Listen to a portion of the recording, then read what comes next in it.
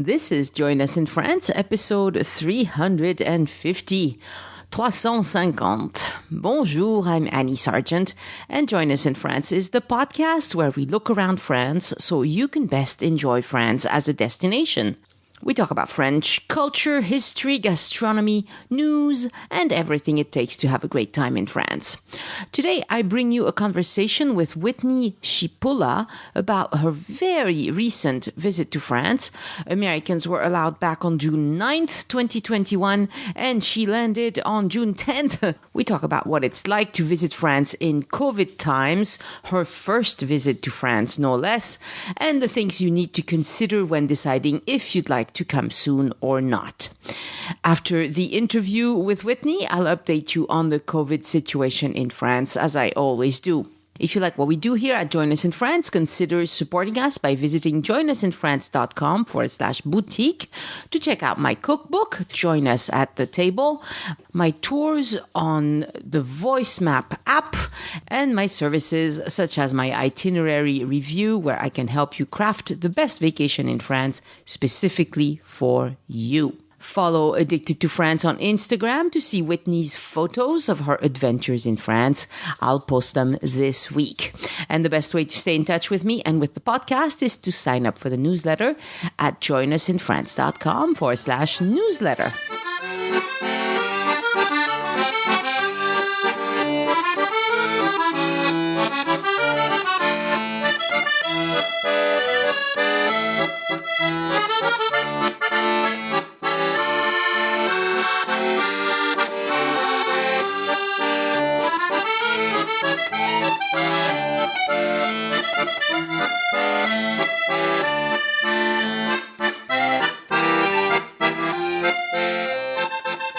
Bonjour, Whitney, and welcome to Join Us in France.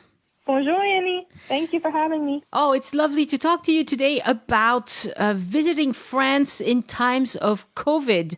Tell me the dates of your trip, because it was very recently in 2021. Yes, very recently. I went in June. The first day that France allowed Americans back was June 9th, and I arrived. My flight was on the 10th that I flew into Paris. So, wow. very, very immediately, as soon as I heard they were opening, I jumped on that. So is that because you're very brave, or what's the situation? Just wanted to, get to France, see my partner. It had been a while since Americans were allowed to visit France, so that kept us from being able to see each other. And I just miss traveling. With COVID, I normally travel at least once a year overseas. I really enjoy especially Europe, and it had been probably 2 years or a year and a half since I'd been able to go anywhere because of COVID. So as soon as I heard they were opening, I said I'm ready for a trip, and I went for it. Okay, so your partner was in France. Yes, ma'am. I see. Okay, well, that explains it. So you went a lot of places. You were in France for 3 weeks, and so you had time to see a lot of stuff. And I would love for you to tell us some of the health things that happened along the way. So I got my shot, waited 4 weeks, got my second shot. Obviously, I had my plane ticket, so I was just waiting to go. Once you've had your 2 vaccines and at least a week has elapsed, then you're good to go. You don't even have to have a negative COVID test to enter France, but you will need one to go back to the US. So that's true. I did have to do one while I was there, and that was a little bit of searching as well, a little tricky timing as well. Oh yeah? Why? Because in France it seems easy, like you can just go to any pharmacy. Not all of them, I guess. Some of them don't do it, I guess. Something to keep in mind, because if you have to have a COVID test within 72 hours, you need to just keep in mind when you're flying. I just unfortunately happened to have a very strange day. I was flying on Tuesday, but very early in the morning, like 6 a.m., so I needed to have it back by Monday, and so I was doing it Monday morning because Saturday I think would have been too long for Tuesday. Yes, I would have had to do it Sunday, but the pharmacies in France are closed on Sunday, so I had to do it Monday, and I was flying the next morning at 6 a.m., so I really had to get it back fast. But the good thing to know is that America, which very much confused the French pharmacists, because apparently it's very strange, is one of the very few countries that allows rapid tests. You don't have to do a PCR, and rapid tests are obviously much faster than the PCR tests, which are the ones that could take 1 day to 5 days. So I did do a rapid test, but they even were like, "Are you sure? Are you sure? Are you sure?" And I was like, "Yes." Even on the American embassy website, So something good to know is that you can do a rapid test. At least this is how it was in June. I'm sure it hasn't changed. But to return to the U.S., you can do a rapid test. It's 15, 20 minutes, much easier. Right, and right. There was some false information at the time going around that it was free for American tourists, and then it was going to have to start paying on July 9th. But I was doing it, I believe, June 29th or something, and it definitely wasn't free. I believe it was like €25. So, right. And now you definitely have to pay for it. So maybe it was free for some people before. It wasn't for me, but now either way, just know that you do have to pay for that. Yeah. It's like, I think it's €29 for the rapid test and 49 for the PCR. At this point. Okay. And very soon, even French people will have to start paying for those tests because Macron wants to kind of put the screws on people who refuse to get vaccinated.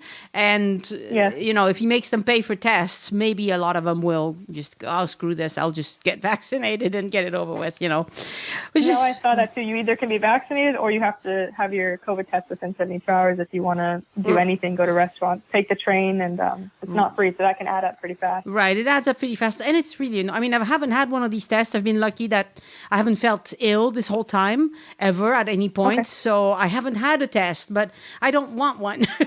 Just knowing what I know about it, I don't. They're not pleasant. Yeah. So, okay. So the COVID thing right now.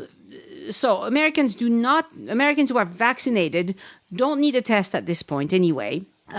They can come in with their CDC vaccination card, and they can even apply for the QR code that we use in France and all over Europe.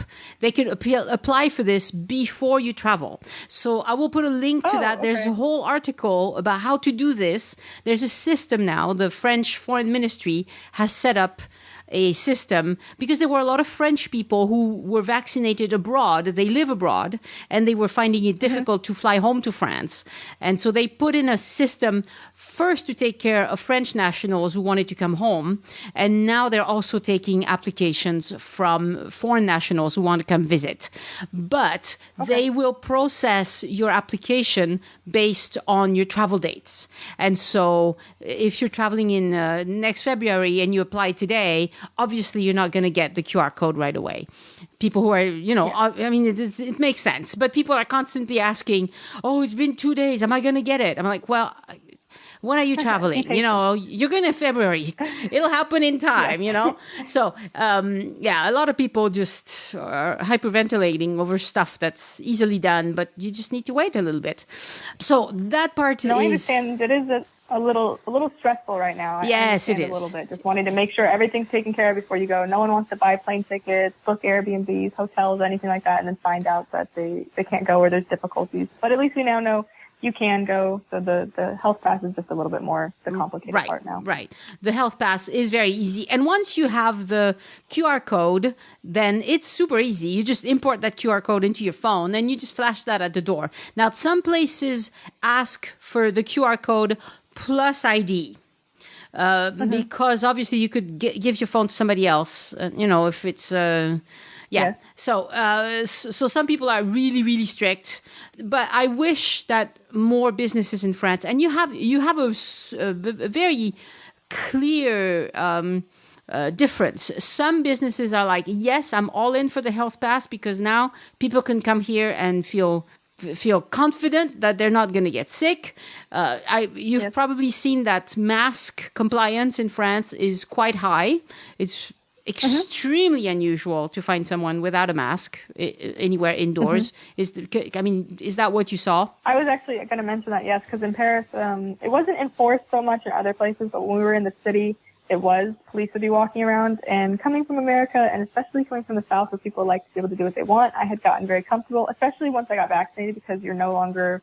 For example, on my base where I work, you don't have to wear a mask if you're vaccinated, and then out in town, it's not mandatory. So I had gotten really comfortable not wearing a mask, and I got in trouble for this twice, basically, while I was in Paris. So make sure you're actually wearing it. I just forgot. I honestly didn't think about it, but I came up the stairs of the subway, and I got stopped, and I had to pay a fine for that.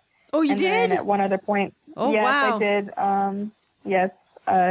Yes.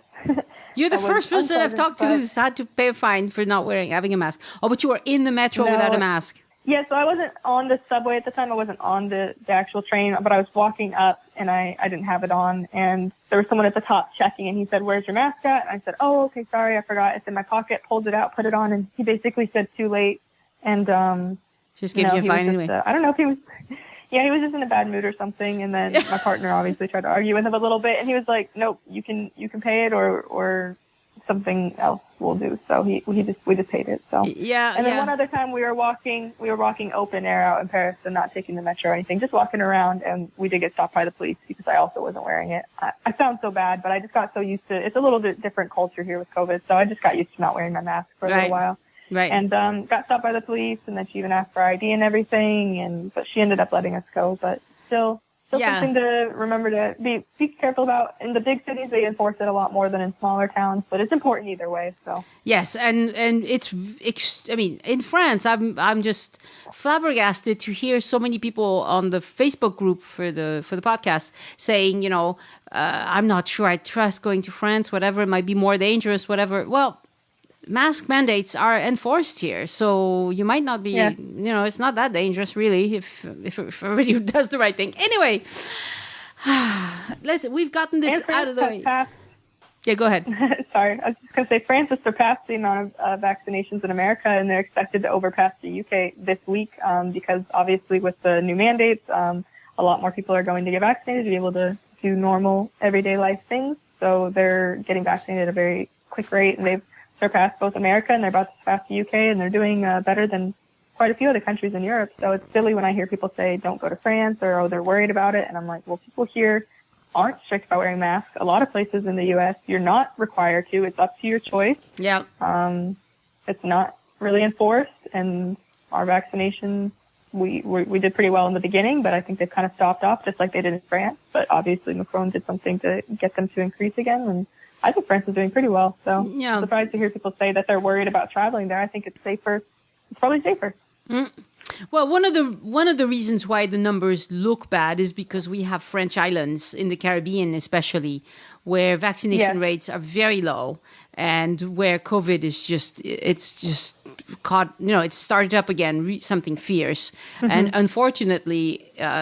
I don't understand why really, but a lot of these people are going to wait until somebody in their family or their circle of friends dies before they go, oh, maybe I shouldn't be so worried about the shot. I should be more worried about the disease, But but it'll take some time. And and so Martinique, Guadeloupe, they're on full lockdowns again. And, it's just terrible what's happening over there. But it skews the statistics. Because they are part of France, they are French departments, just like the rest of France. And so it really increases the stats very high. And for right now, Paris isn't even the biggest problem. Now it's the south of France. It's like if you draw a line between Bordeaux and, I don't know, Montélimar or something, everything south of that has a lot of COVID, going around because that's where French people are on vacation. And we're recording this in August, and so obviously people are on vacation. And so I saw two maps side by side the other day. One map was COVID rates, incidence was higher, and then another map was vaccination rates. And obviously the higher COVID positive cases areas were completely aligned with where vaccination rates were low. So it's really just that's how it works. You're right, south of France, and then part of the Atlantic coast seems to not be doing very great either. But most other places, and Paris is doing very well. They're doing pretty good. They said it's just basically the suburbs of Paris that aren't doing as well. But if you're just staying in the city, it's pretty vaccinated. Yep. Paris is actually doing better than Toulouse right now, which hasn't happened yet in the pandemic. But there we are. Toulouse needs to get their act together. Anyway, all right, let's talk about your trip and about the things you particularly enjoyed. You listed a few that are very interesting and that I really enjoy myself. The first one you put on the list is the Jardin des Plantes in Paris. Tell us about that. Tell us what you liked about it. Okay, so obviously this is just one of the gardens that are in Paris. I think it's one of the less visited ones than obviously like Jardin de Luxembourg or the ones right outside the Louvre. But we really wanted to go see it. My partner and I are kind of plant nerds. We like gardening and have our own plants. So we really wanted to go check it out. It's very cool. It's beautiful. And there's different rows, and they keep similar plants together, and then everything's labeled. There'll be a little label in the soil, and it says what it is. It gives its Latin name and its French name. And so we kind of had fun just going around and kind of teaching each other a little bit and seeing all the different types of plants. Yeah. But the highlight, I think, of the gardens was both the rose garden, which is very large and has, I don't know because I haven't looked it up, but I would say a couple dozen different types of roses at least. And there was a very large greenhouse. But definitely those were the best parts. The roses were beautiful. There's even arches where they've trellised and they've trained the roses up over the arches so you can get some really beautiful pictures with family and friends under that. Mm-hmm. The roses were all different colors.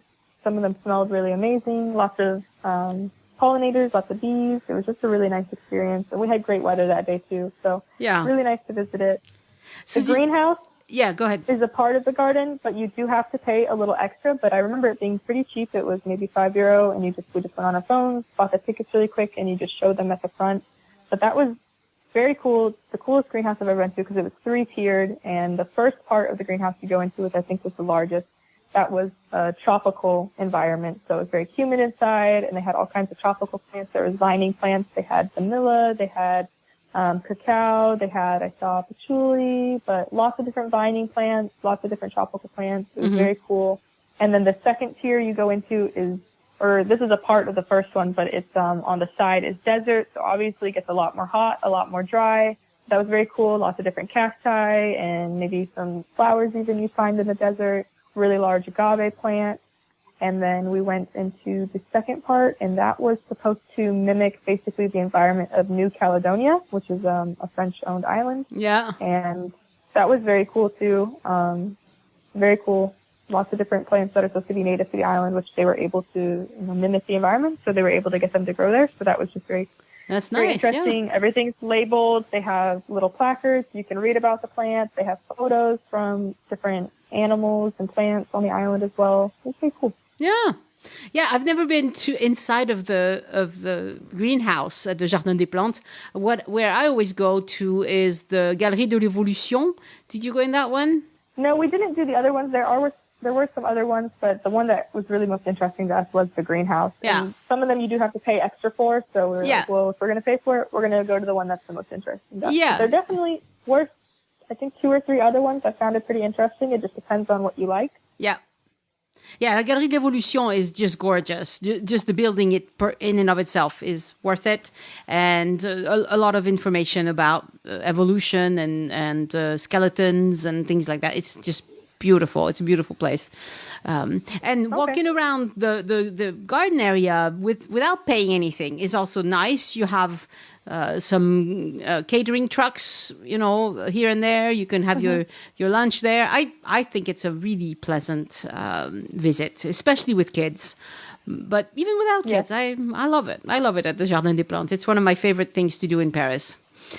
All right. No, me too. We enjoyed it a lot. And it's really nice. It was a nice break because, like I said, it was nice weather, but it was pretty hot. I was surprised, but it was very warm for June. And so it's nice to be somewhere green in the city to get a little relief from the heat.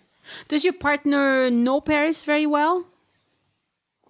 I think he'd been there a couple times before, probably for school trips and things of that nature, but he's not from that area. So I think he'd been there once or twice before, but we definitely, since I'm a planner and if I'm going to go somewhere, I'm going to find a lot of things to do. We got to see a lot of new things that he'd never seen before, and obviously it was all new to me. But we're both more outdoorsy and less city people, but after we finished the trip, we discussed it. We were both very surprised by how much we really enjoyed the city.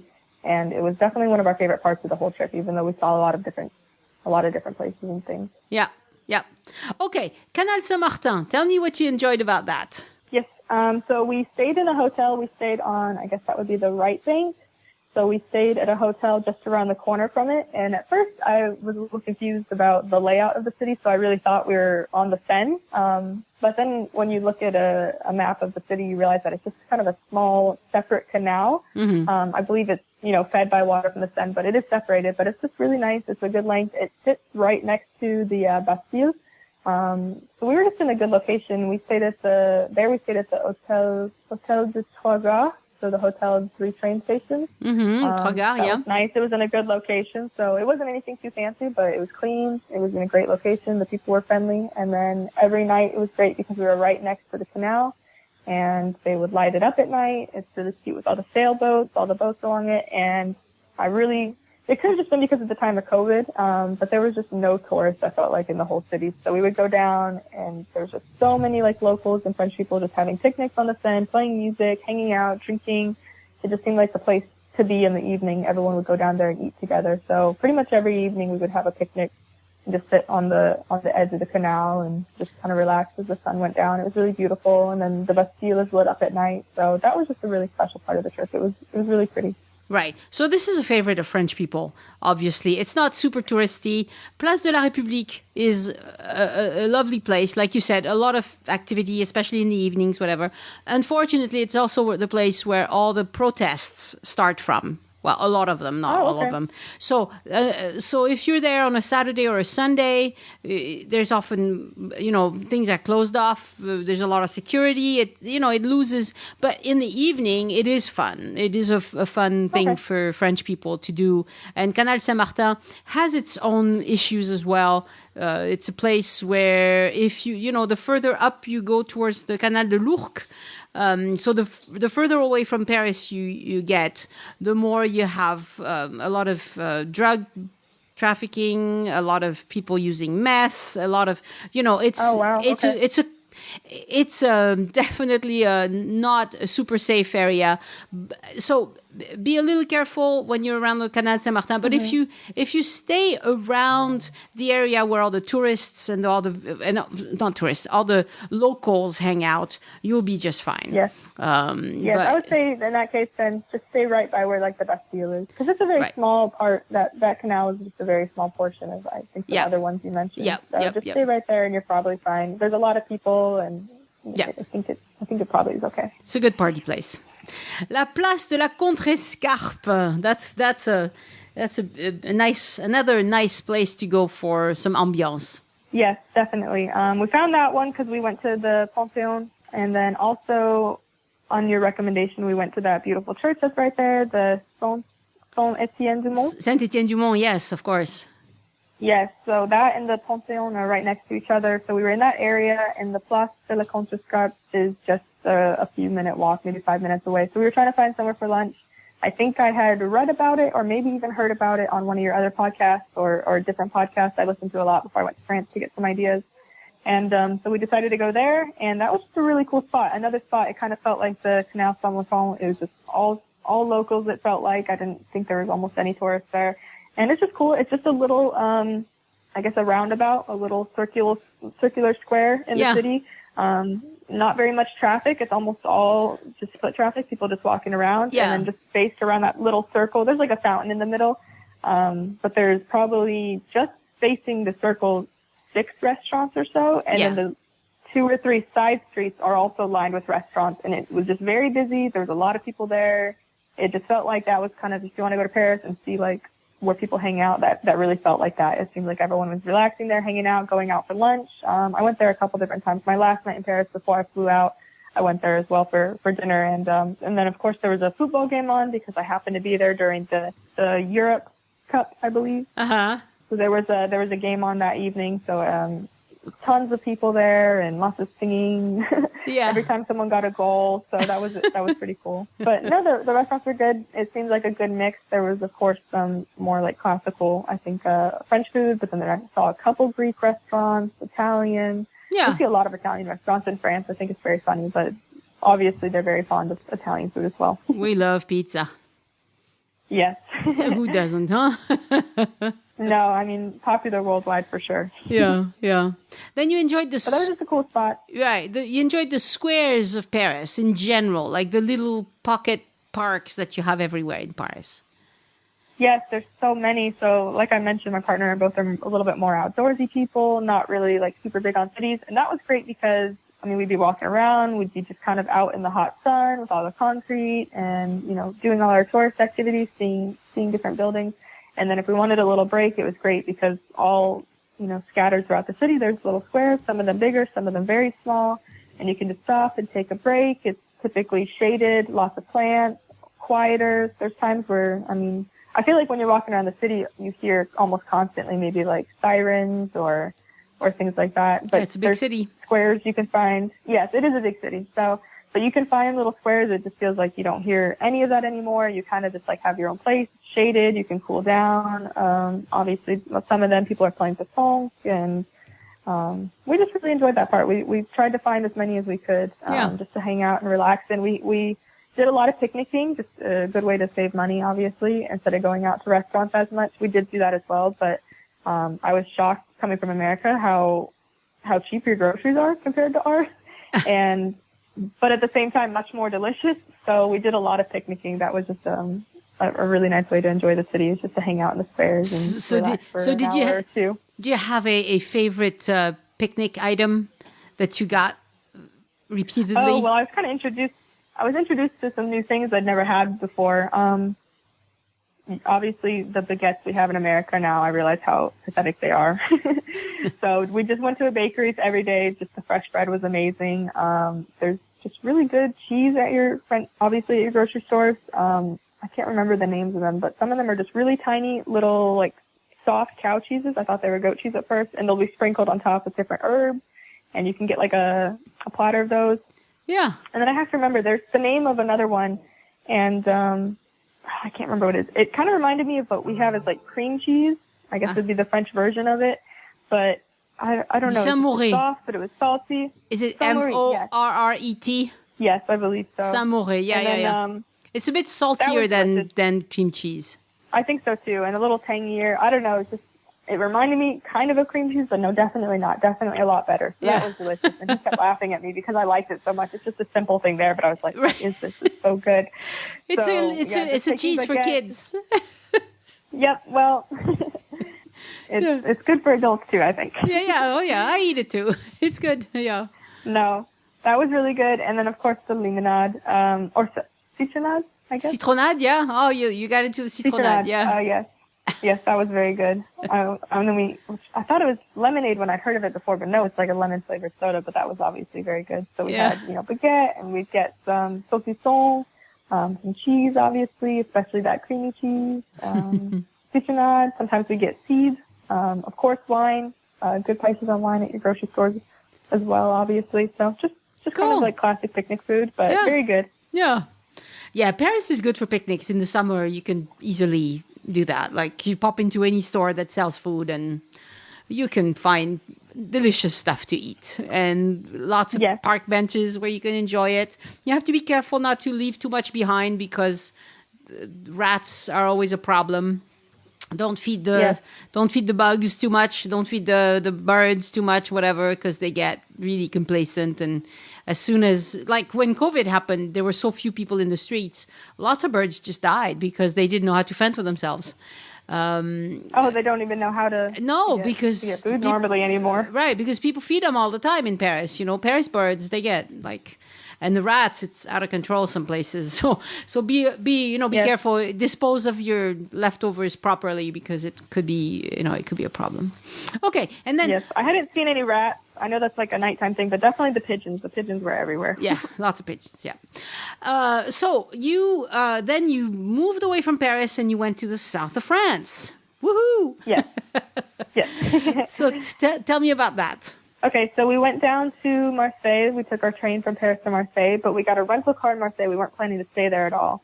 And then based on one of your podcasts, we wanted to see Arles. I thought the Roman architecture would be really cool. It's kind of yes. Cool little city. Yes, so we went, but we came in a little late, and then so we decided to spend a night. So we stopped in Martigues, so I wanted to mention that because that was just a really cute little beach town. Yeah, Martigues, on the way from Marseille to Arles. So Martigues was very cute. It's a very small little downtown, but nice little bridges over the water. It's on the ocean. They have a nice beach, a downtown park. There's places to eat. So we wanted to mention that. We did camping that evening because we hadn't gotten an Airbnb for that. We weren't planning to stay there. So we ended up camping on one of the beaches, and that was really nice. We did some swimming in the Mediterranean. That was my first time getting to do that, and it was just a nice area. I thought it was really something worth mentioning, at least worth stopping, maybe for lunch on your way. Maybe you don't have to spend the night, but it's worth seeing. Yeah, Martigues is really popular with French people. Definitely different environment than up north. Coming down to the Mediterranean, it was really cool to get to see that. How was the train experience? The train was fine. They do come around. They do check. They were also checking for masks. And they didn't check at the time for vaccinations. I don't think you had to have one on the train, and that's what they were just checking at the airport. So if you were in France, it was assumed. But now, they check do. Your ticket. Yeah. Oh, okay. Yes, I imagine. Yeah, I remember I was sleeping. I had laid down because I was in one of the cars that you just have like a bench, and I was laying down to sleep because I was tired. Our train was very early. That's why we had spent the night, because we missed our train in the morning, so we had to get a new train. And it was funny because we missed our train, and I was like, well, while we're in Paris, we should, if we have 5 hours till the next train, that's when we went and did Sacré-Cœur. Ah, Sacré-Cœur, yes. Nice. Yeah. But no, so we got there later. The train was fine, but I was laying down, so I didn't have my mask on. And then they like woke me up to tell me to put my mask on, so I had to put my mask on and then go back to sleep. So that was kind of funny. Yeah. Okay, so you went. That train experience was fine. Yep. So then we camped, and then the next day we went to Arles, and then we had a nice little Airbnb right next to the main bridge that kind of went from one side down into the city center. We liked that. We liked it. We stayed 2 days there. It was very hot. It was really kind of the only thing I really remember feeling about it. I was very surprised. I was like, it's June. What's going on? But I know that it's getting hotter kind of every summer in France. And I liked Arles a lot. But the thing that kind of differed from Arles and Paris is that in Arles there's only one park, and it wasn't very relaxing. It was very loud. I remember there was like a lot of school students there, something like that. There's only one in the whole city. Even if you get a tourist map, you'll see that it's just one little park. So it's hard to find a spot to relax and get away from the heat. And it's a lot of stone, and it was very, very hot. It's kind of what I remember about that. An excellent point. Yes. And but obviously we went and saw the the old Roman architecture. That was cool. We saw some of like the baths. You can go to the tourist office and they'll give you a map that specifically shows kind of the older things to see in the city. But it was cool. I liked it. He was less impressed with it, but I just think he thought like, oh, the architecture's not that pretty. And I was like, it's the history that's cool. That's the part that I thought was cool. But I mean, I think a lot of the time he was like, I don't understand why you think this is so cool. And I was like, just remember that America's a much younger country. We don't have history like this. It's so amazing to come over here and just see something that, from so long ago, still standing too. So, what part of France is he from? He's from Alsace, but he lives in Savoie now. Okay. All right. Yes. Yes. And then that was a good jumping off point because we did go see the Pont du Gard, of course. And we decided instead of doing the drive up to see the bridge, to see the aqueduct, we did the kayaking trip, and that was really amazing. That's one of my favorite parts of the trip, was doing the 3-hour float to the Pont du Gard, which was really amazing, really impressive, especially coming from the water. I didn't realize how big it would be. And it was very impressive, very large, so cool to float under it. Just like I was looking up in awe. It was just such a cool experience. The river felt great. We would stop frequently to swim. There was lots of people down at the bridge just jumping off rocks and hanging out and tanning. Just kind of just seemed like another hangout spot. It was very cool. So the next morning we wanted to, on our way over to kind of Tulon area, we wanted to see the Camargue. And we did that, but the weather wasn't great. So I don't want to say that I wasn't impressed with it or that I don't recommend it. I just think it happened to be not the best day. But at the same time, it really just kind of, I don't know, when I heard national park, I kind of expected something a little more, and it really was just kind of a salt marsh. Yep. And I think that maybe if the weather had been better and we'd done some of the activities, because there you can also do a kayaking tour if you'd like, and they also have a large bike loop you can do, so you can go and bike around, and of course it's on the water. So maybe if we had nicer weather and been able to do one of those activities, I would have enjoyed it more. But just driving around, it was kind of overcast and windy. I do know it was recommended to us when we went to the tourist office in Arles to maybe see the actual place where they harvest the salt, I guess would be the word. Yeah. Because you can go there and see that, and that's supposed to be pretty cool. But they also made sure to mention us that just make sure it is a marsh, and it's going to be a lot of mosquitoes, and it's going to be humid, kind of. So just something to keep in mind if you're going there, that it is a little, I don't want to say swampy, it's marshy, but it's buggy, and the weather might not be the nicest in that area all the time on the water. Good point. Yeah. The only time I've been there as a kid. I don't remember what the weather was like, but recently the only time I went was very beautiful weather. Blue skies, dry. It was lovely. But yeah, if it's not a nice weather day, it's like, wouldn't be so good. Yep. So we from there we went. Trying to remember, we drove from the Camargue, and then we went over to basically Tulon area. We had a hard time finding Airbnbs on the coast. It was very strange because we would try to book accommodation and it wouldn't let you do it. And he explained to me that there's kind of an issue, I guess, on the coast, on the south coast of France, with people getting Airbnbs for one night and throwing big parties, for example. Yeah. And I guess to try and combat that, they're making it so if you book an Airbnb, you need to do it for more than 1 or 2 nights. Yeah. So I don't know why, but we kept getting turned down every time we tried to book a place. So we really, didn't. And normally I plan a lot more in advance, but he was like, no, we can wait. We can wait till it's a little closer.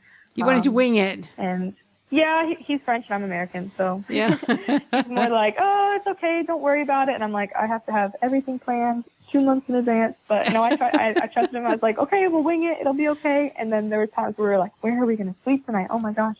Yeah. Well, you slept on the beach at least once. Yes, we did camping. We camped twice on the trip, and then one of them was when we were over by Tulon because we really didn't have an option, which I have a funny story for that a little bit later. But yeah, so we ended up staying in Olioz, which is just a town probably, I think, 20 minutes from Tulon. Mm-hmm. And we wanted to be in that general area because we really wanted to do a little bit of wine touring, and that was pretty close to Bordeaux. And we didn't want to go too far because the next day we really wanted to go and see the Calanque. So we stayed a night in Olioz, just by Tulon, and then the next morning we went over to the national park, the Parc National, the Calanque. Yeah. And that was really amazing. That was by far one of my favorite parts of the trip. It was really beautiful. Also very hot to keep in mind at that time of year, but at least we were able to go for a little swim afterwards because it is on the water.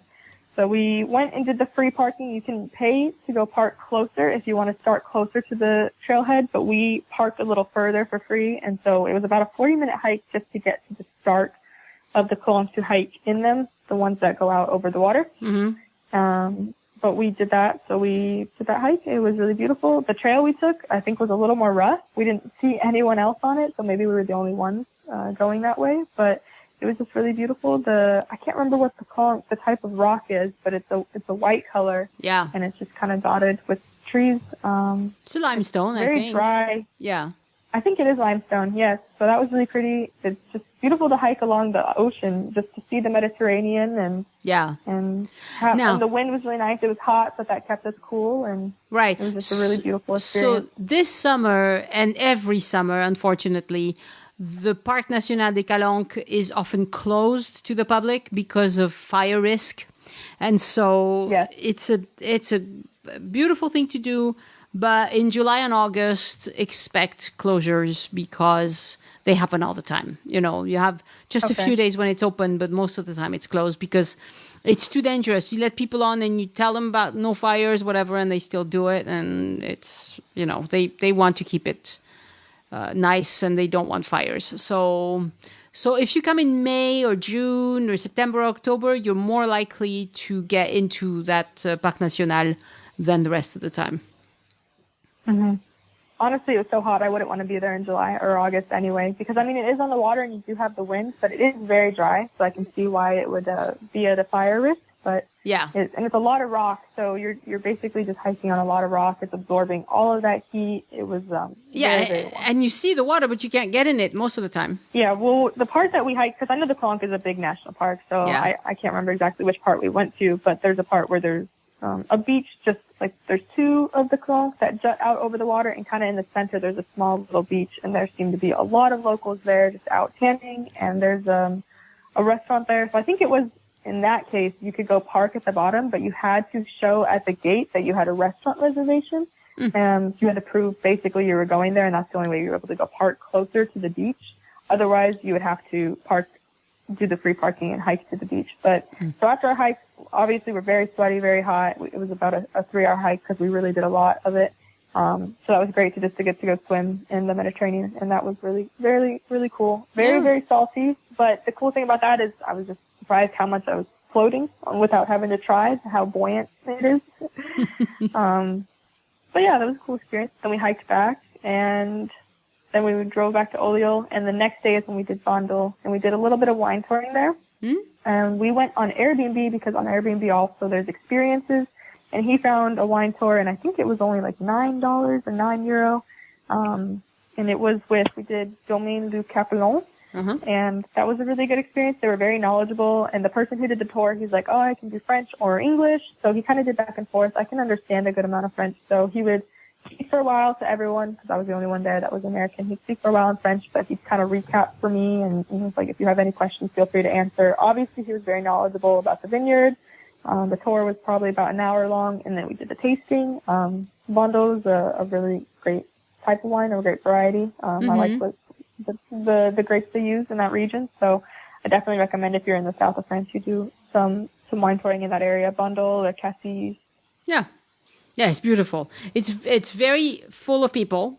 It's very popular, but it's gorgeous. Yeah. He did mention that on the tour. He did say that, like, back, not even that long ago, it was just locals that would come by, but he said with more, I don't know, I guess social media and people, tourists sharing more where they're going and kind of leaving Paris more, because I think for a long time there was the stigma that, Americans, if they came to France, they were just going to Paris. But now he said that people really are seeing people going other places, so they're going other places. And he said that they've had a little bit more of an issue with having almost too many people in the region and having more pollution from, I think, all the car traffic. Yep. So something to keep in mind. Maybe try to spread it out or go in less popular times of the year. But right. I still think it was worth it. I mean, of course, if you go, you want to do some wine touring, and I like that region a lot. Of course.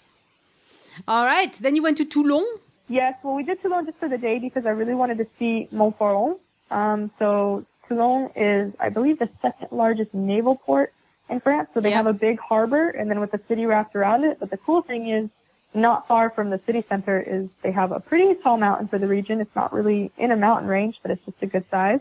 And you can take a cable car to the top, which I did not know about, I don't think, until we drove. If you drive, please keep in mind that if you're not used to driving on roads like this, that it can be really scary. He was very comfortable with it, being in the Alps, but it freaks me out a bit. A very narrow road, no guardrails really, just a big drop off on the left as you're driving up the mountain. Fun. But beautiful views, yes. I just kind of kept my eyes closed, and I was like, let me know when we get to the top. But we got to the top, and it's really cool because you can see the whole city, the whole harbor. It wraps around. It's got kind of an interesting shape to it. And then, of course, the Mediterranean. But it's just cool to be in the city center, and then like 20 minutes later at the top of, it's not a large mountain, but it's cool just because it comes out so quickly from the city. So that was a beautiful view. It was nice weather that day, so we got to see a bit. And it was a cool experience. And then also, of course, you can park down at the bottom. You can take the cable car up. That looked like a really cool thing to do. And there was a lot of other people doing it. And then at the top, there's a little restaurant if you want. Of course, I think if you eat there, it's probably pretty expensive. But if you really want, I think it'd be a nice place, a beautiful view to eat. Yeah, it'd be nice. Awesome. So then you went to l'Île de Porquerolles? Yeah, so he said that he'd gone there with his family as a kid, and he remembered it being really cool. So then the next day we did that. We caught a ferry, and I think the ferry was very short. It was only 20 minutes. It was the Porquerolles. And they have an old fort on the island, but also just a cute little town you can visit, a couple little restaurants, lots of beaches. So the ferry was from Toulon? I'm sorry? The ferry was from Toulon? From Toulon, I think it was about a 20-minute drive to where you park and take the ferry. And I don't really think there was much of a town there, so I can't really say where we caught the ferry from. But if you look up Île de Porquerolles and you really want to go, I'm sure you can find that information pretty easily. I'll put it on the website. Oh, perfect. Okay. Yeah, it wasn't too far. It was a pretty short drive. The ferry wasn't long either. It's kind of funny because I'm from an island in Washington State, and we have ferries there, but they're huge ferries. They can hold like 60 cars because they're going back and forth from like islands to Seattle. Right. So it was really cute because this is just a foot traffic ferry, and it was just a little, they're smaller and a little more. I don't know. I just thought they were really cute to see compared to the ferries I'm used to. Definitely no cars on them. So, but just nice little rows of seats, and then you can be inside or outside. If you're outside, you might get sprayed with some water at some point. But. Yeah. When you're in that part of France, you have to get on a ferry or something. You have to go on the water somehow. Go across somewhere, take a boat tour or something, because it's so nice to be on the water. That you'd be missing out if you don't do it. All right, and then you went up to Savoie, to the Savoie area of France, where he is from, so he could show you around. Let's hear what you did. Yes, absolutely. So we went back, and after we did the island, we went to Marseilles, spent the night, and then caught a train to Annecy. Annecy was obviously it's stunning. I mean, you've already talked about it on your show, but really, really beautiful. I think it has the nickname the Venice of the Alps because it has canals. And I think he told me while I was there that Lake Annecy is the cleanest body of water or the cleanest lake or highest quality of water in all of Europe. Is that right? And that's what he told me. I trust him on it. Possible, he lives in the area. He's lived there for a while. Yeah. But when you look at the water, it's not hard to believe. It's the most stunning, like aquamarine blue color. It was so beautiful. The town itself was really amazing. It's really just, I mean, even just talking about it now, I feel like I don't have words just remembering how beautiful it is. Yeah. I just feel like you have to see it. It's like a must-see, something you have to do. So beautiful. Just a really cool area. We had a lot of fun there. And you stayed in Annecy. You had a hotel in Annecy. Yes. The hotel was right on the main canal in the downtown. And the hotel, let me see what's called. Hôtel du Palais de Lille is what you put in your notes. Yeah. Yes. Hotel du Palais de Lille. That was beautiful. It's right on the main canal. So if you have your windows, you can open them up and either, depending on which side you're on, you can see the downtown little main street or you can see the canal. And that's really a beautiful spot. And basically we stayed, if you look up pictures of Annecy, you'll find there's pictures with a building that it's in the canal and it's kind of got like an angle to it. It's sitting in the canal and that hotel is right next to it. So you'll probably, if you look at pictures of Annecy and you look at what the hotel names are, you'll see it. It's probably the one right there. Yeah. Well, and I'll link to it in the show notes as well so that it's easy to find. Yes, and that was a very nice hotel. The people were very friendly, and we ended up staying in their suite, I think, for the night, like the Duke's room, I think is what it was called, but that was really cool. And it worked out perfectly because the day that we went to Annecy was the Fête de la Musique. Aha! So that was pretty cool because that's only one day a year, and he even told me that Annecy is kind of a big music town. So it was really perfect timing, but just keep in mind, because I'm not big on like staying up super late or partying, so we had fun and everything, but then everyone was singing till like 4 a.m. or 3 a.m. Oh, yeah. Something like that. Even with the curfew. So that was a very large party and it was right outside our hotel room. So, didn't get much sleep that night. We enjoyed it though. It was really cool. It really is, Fête de la Musique. It's like the music holiday. So there's bands playing all over the city and that was just a really cool experience. I feel like I got to see a lot of, I'm trying to think of the word. A lot of genuine France while I was there. You did. Cool. You did because there were few tourists and people were so happy in June everywhere that we thought the pandemic was over. And unfortunately, we weren't right about that. But we thought that at the time and everybody was in a very good mood. Like everybody was like, yay, finally, we get to live a little, So the ambiance was great. It's worth mentioning that the Parisians get kind of a bad rap. I think this has probably been talked about to death. But no, I found them very friendly. And of course, it was like an especially friendly time, I think, because I said I got there June 10th. And I believe that restaurant terraces and restaurants themselves had opened like 2 days before I arrived. So, you could really tell there was like almost no tourists. I didn't hear basically any English. At the time, any UK tourists had to quarantine for 10 days, and then Americans were just allowed back. So I didn't hear any English. I didn't see any tourists, really. It was just so many happy Parisians that they had just come out of their third lockdown. They were able to go to restaurants again, hang out with friends again. It just really seemed like everyone was in an amazing mood. So it was a really great time to visit. And then the Fête de la Musique happened, and then 2 days before that, they had lifted the mask mandate, so you didn't have to wear the mask anymore. And I think they had got rid of the curfew just a couple days before, too. Right. Yep. So really just a cool time. Party of course, time. It's different now, but at the time, everyone was just super happy. So it's a really great time to go. It is different, but you know what? French people are overall like pretty optimistic about how things are going. Now, there are some people who are very unhappy about the what Macron has decided to do. But the vast majority of people, I think it's 70+% of French people agree that we just need to get vaccinated and get it over with. And so, I saw the same statistic. Right. And so, I think people are optimistic. The economy is doing fine. They were worried about a ton of layoffs, very high unemployment. And it's turned out that all the help that the government has given all these small businesses has paid off, because all of them, they just kept their employees on. And instead of the hotel paying them, it was the government paying them, but it worked. And so as soon as we were able to open up again, everybody started working again, and it's been very actually it started up better than I thought it could. So that part is nice. And of course we live, France is a beautiful country. There's lots to do and see, and French people are staying in France a lot more, which is fun. I go somewhere in the southwest, and last weekend I was in Bergerac, and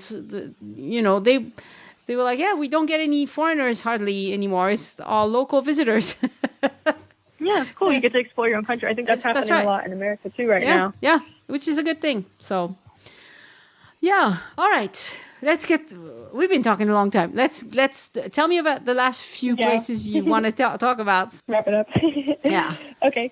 We did Annecy, and then that's only 2 hours from his home in Savoie. So he lives in La Rosière. That's a really small town. The closest one you might recognize is Saint-Maurice.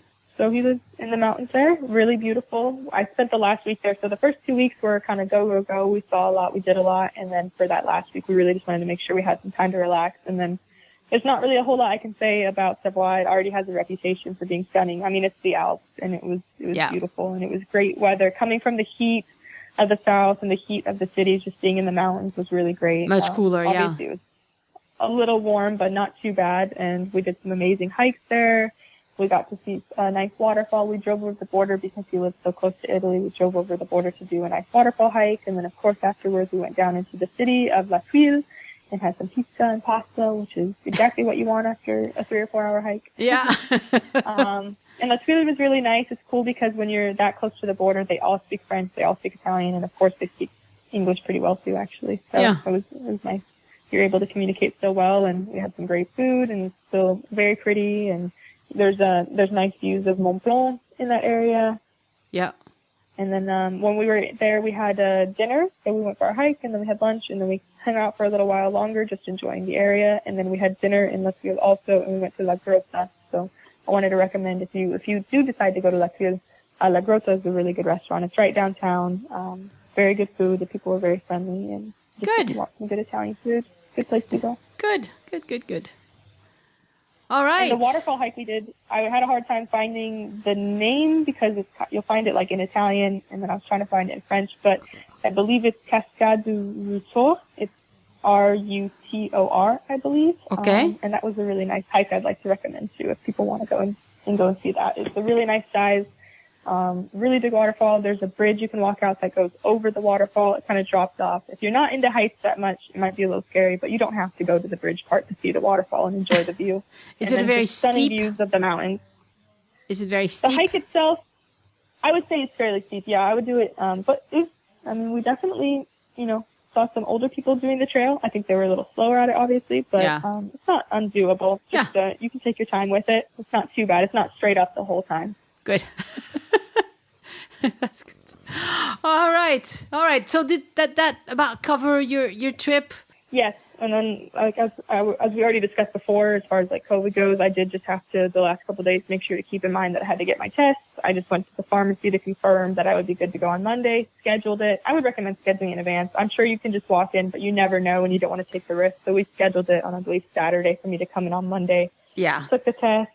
15 minutes later, I had my results, and that was great. From there, I just took the train from Annecy back to Paris, and I said that last night I had gone back to the Place de la Contrescarpe, and for another restaurant recommendation, like I said, there's many right there, but La Contrescarpe, the name of the restaurant, that one just had really good, classical French food. I had so many different types of food in France. I was like, my last night, I really just want to eat, classical French food, because before that, we had gone to, Peruvian restaurant at one point in Paris. We did, the tacos, which I think are kind of more like the Euro kind of. Those are really popular, especially in the south of France. So I had a lot of different types of food. So that last night I was like, I just want a great French meal.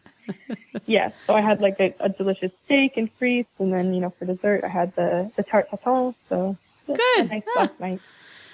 Well, it was lovely talking to you because it's so good to finally have a trip report. It's been so long. Yes, It's been over a year since anybody has been able to talk to me about their trip. So thank you so, so much. And you had a great time. It sounds like you had a great time. It was a bit adventurous. But yes, I think he and I were just trying to see. He was like, if it's your first time in France, we're going to show you France. We're going to try to do it. And I was like, okay, I don't want to jam pack it, but we definitely did a lot. But it was cool. I got to see many different regions. And then, so we're already planning our next one. Next time, I think we'll do more like the Atlantic coast, or he'll take me to Alsace, so I'll see more. But I think it was a great introduction, and France really is a beautiful country. I'm really happy that I finally visited. It wasn't my first time in Europe, and when he found out I'd been to Europe a couple times and not visited France, he was like, okay, that's not okay. So we have to fix that. That is not okay. Yep. So when do you come back? Do you know? Of course, the French pride. He's like, you've been to Europe this many times, and you've never even been to France? I'm like, I flew to Charles de Gaulle once. And he's like, no. Do you have dates for your next trip? What was that? Do you have dates for your next trip to France? I'm trying to go back. Oh, well, it's disappointing.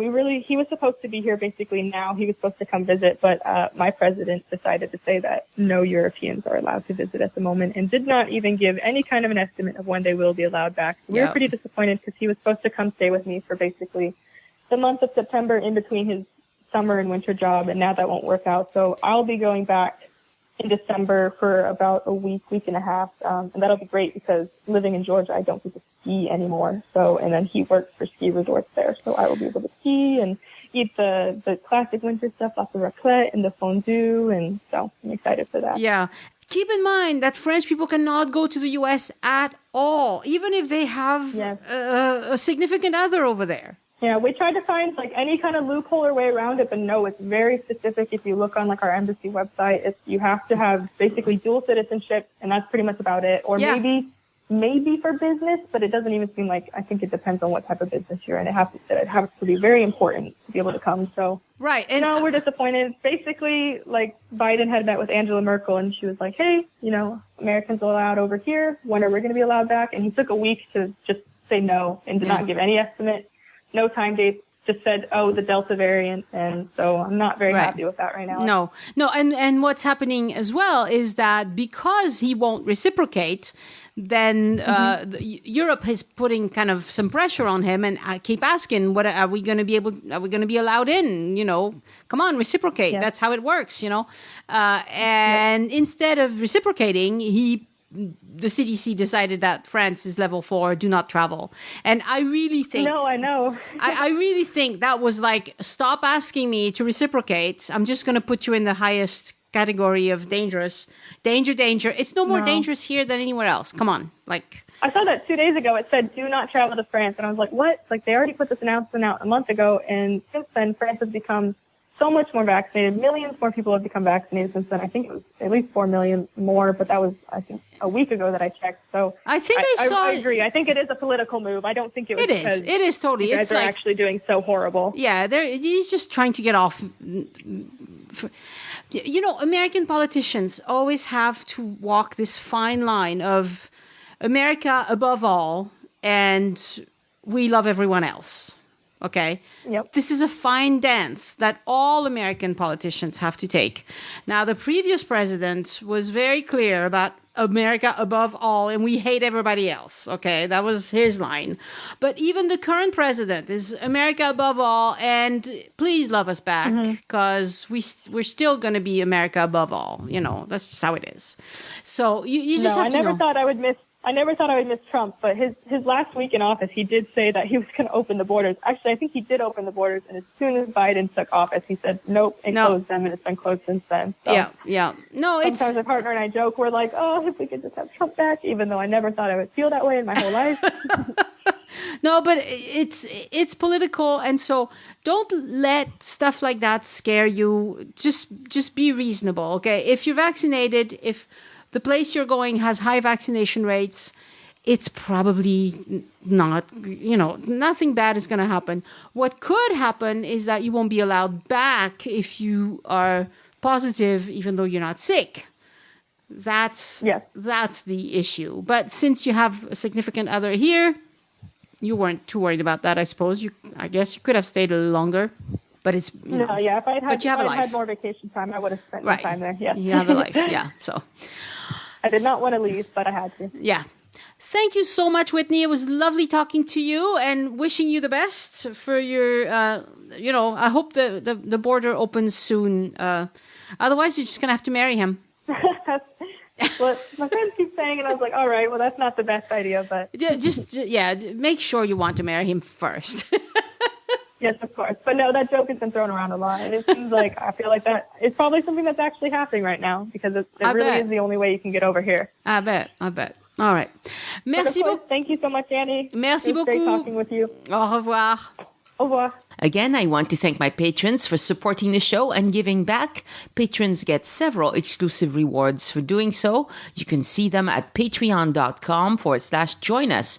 Patreon. Join us. No spaces or dashes. Thank you all for supporting the show. Some of you for many years now. You are wonderful. And a shout out this week to new patrons Eileen Gillis, Denise O'Connor, Terry Brault, maybe you say? It's a very French name. And Erica Hodges. Thank you so much for becoming patrons and making this podcast possible. My thanks also to Sarah Lewis for setting up a recurring donation by using the green button on any page on joinusinfrance.com that says tip your guide.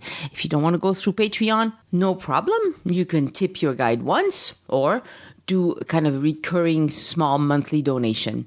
And thank you for your support. Elise, how is Patreon going for you? Oh, Patreon is coming along. Yay! It's like what they call the river that flows slowly and smoothly. That's good. Smoothly is good. There are no torrents and rapids at this point. That's all right. Hopefully we'll get there. Hopefully we'll get there. Torrents. We want torrents. We want torrents. Yes, it would be lovely to have a few torrents. It would really make my day. My birthday's up in November. Like, give me some torrents between now and then. But I do want to thank two new patrons that I have for Elise's Corner, and that is Eileen S. Thank you so very much, and Colleen. And Colleen, I just have to say, it's a lovely Irish name, and I have a particular fondness for everything Irish, even though I am not.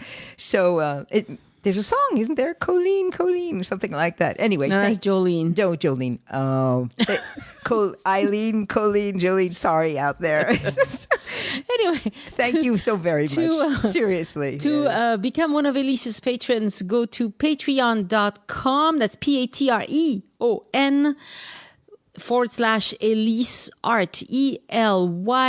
ELYSART. Yes, and really, seriously, thank you so very much, all of you out there, for supporting me and showing that you appreciate my participation in the podcast with Annie. And let's see more of you. Merci.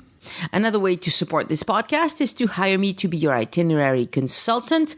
I'm still doing several a week. It's a very full-time thing. It's a lot of fun planning a custom trip for listeners and talking to them about it so they can ask me all the questions that they want. If that's something you'd like to do, go to joinusinfrance.com /boutique. This week in French news, there is now an official way to get your QR code for your health pass when you visit France. You can find it by going to France in the United States is a website of the Embassy of France in Washington, D.C. And the name of the article is COVID Certificate for Vaccinated Non-EU Tourists Visiting France. Not a sexy title, but very descriptive because that's exactly what it does. The article tells you how non-Europeans can apply for a QR code so they can easily enter all venues in France. And I'm hearing from a lot of people that this is working well. Now, I have to say that travel to France right now is not scary as long as you're in mainland France. The issue we have and what skews our numbers a lot is the fact that, unfortunately, French islands in the Caribbean have not received most of the population doesn't have any, they're not getting vaccinated fast enough is what it is. And so COVID is spreading through very quickly. This new Delta variant seems to be worse than the previous ones. And so they are getting very sick and they are on lockdowns and all of that. So it's very bad, but only in Guadeloupe and Martinique right now. And as soon as more of them get vaccinated, this nonsense will stop, because we've seen that it's only people who are not vaccinated who get very sick and die. And I just want to say that I wish people could understand the difference between being infected and being sick. With almost all the vaccines we have, that includes polio, okay, which is a very serious disease. Most people alive on Earth today have been vaccinated against polio. That does not mean that they cannot get infected with polio. We don't know when it's happening because we don't test for it, and nobody gets the disease called polio. So a vaccine protects you against disease. It does not protect you against infection. Doctors have been trying to tell people there's a difference between being infected and being sick. You can be infected and not be sick at all. And as a matter of fact, it happens all the time. The whole point of vaccines is to prevent you from dying from something, not to prevent you from testing positive for something. There's a huge difference, and it's not something that most people seem to understand at this time. And so they say, oh, well, if you can get infected anyway, what's the point? Well, the point is you don't die.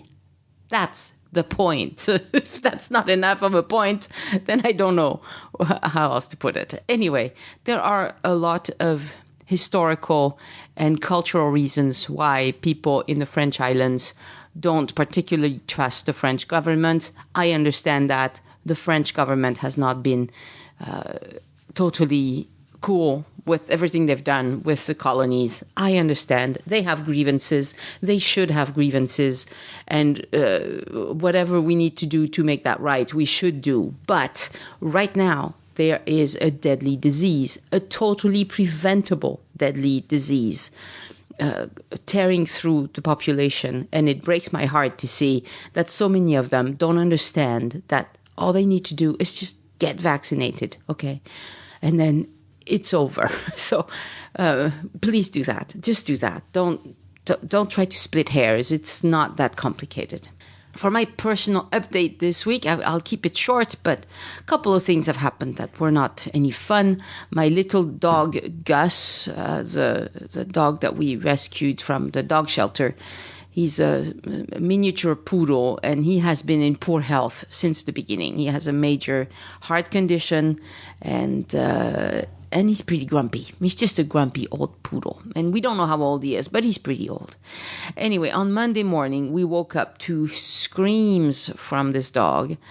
And he was having a stroke. Now, we didn't know it was a stroke. I thought it was a heart attack because he's been sick. His heart has been very bad for years. We tried to keep him comfortable. We put him somewhere cool because, well, he was in the house where it's air conditioned, but still we put him somewhere. We put him outside where it was even cooler. And he recovered. I was able to give him his medicine. He wouldn't take him for a long time, but then eventually he took him inside of some cheese. And things calmed down, and I called the vet, and I took him to the vet, and the vet said, and then as soon as he felt better, he started walking around in circles and pushing his head against corners, and he was just so pathetic, and the whole time he was crying, and I felt so bad for the dog. Anyway, the vet said it was a stroke, and that he's at risk of having another one. She put him on some more medications to help with that. And he hasn't had another one. So he's kind of recovering, but not really. It's just sad. old dogs is just sad. But we're doing the best we can to keep him comfortable, because at this point, that's what matters to me, is that he's not crying and suffering, which was really heartbreaking. And the other thing that happened, and that was just a couple days ago, and it's just silly, is I fell off my bike because I was I went around.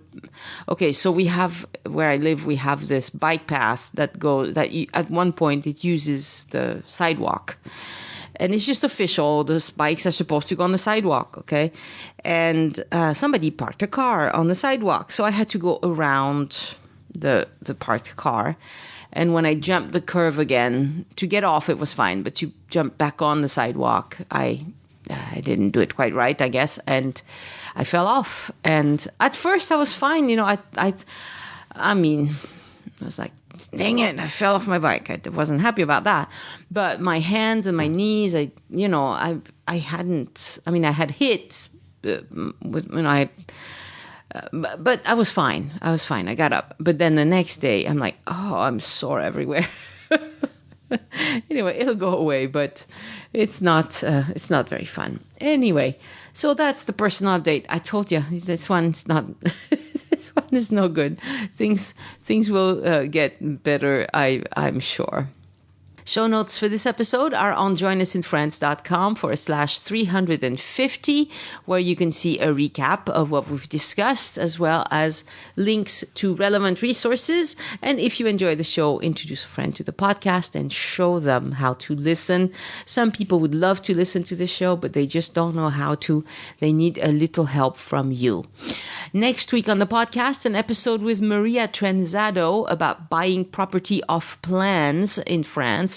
I thought this was going to be this week's episode, but then when I got a trip report, I mean, it was the first trip report in a long time, so I let it jump the queue, and I told Maria about it. She's okay with it, so that's good. Send questions or feedback to Annie@joinusinfrance.com. Thank you so much for listening, and I hope you join me next time so we can look around France together. Au revoir. The Join Us in France travel podcast is written, hosted, and produced by Annie Sargent and copyright 2021 by Addicted to France. It is released under a Creative Commons Attribution, Non-Commercial, No Derivatives license.